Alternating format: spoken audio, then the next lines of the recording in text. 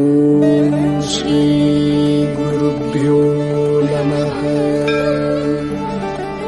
ॐ श्री गुरुभ्यो नमः। ॐ श्री गुरुभ्यो नमः।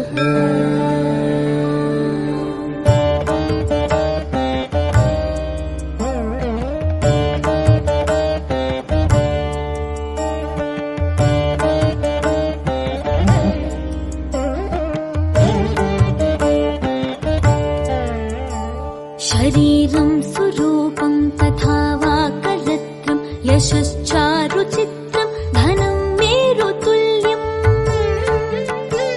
मनश्चेन लग्नं गुरोरङ्घ्रिपद्मे ततः किं ततः किं ततः किं ततः किम्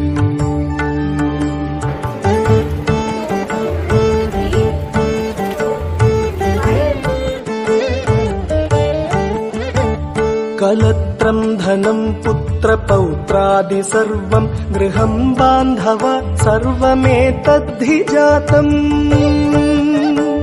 मनश्चेन्न लग्नं गुरोरङ्घ्रिपद्मे ततः किं ततः किं ततः किं ततः किम्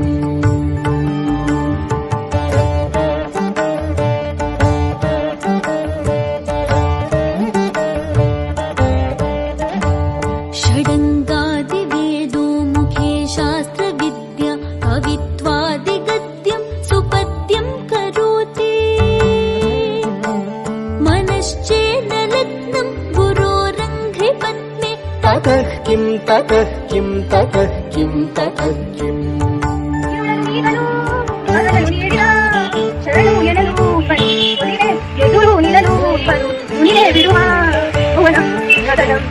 विदेशेषु मान्यः स्वदेशेषु धन्यः. Today we celebrate some ancient practices of yoga and recognizing its profound benefits for our mental, physical and spiritual well-being. I, Spurti of 9th standard, had got the honor to welcome all of you. So first of all, I would like to welcome our Principal Umesh sir and Secretary Jayanti ma'am and HM Renuka ma'am.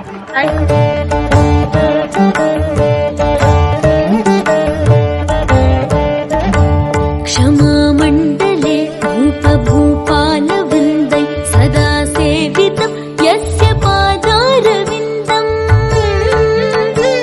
मनश्चेन लग्नं गुरोरङ्घ्रिपद्मे ततः किं ततः किं ततः किं ततः किम्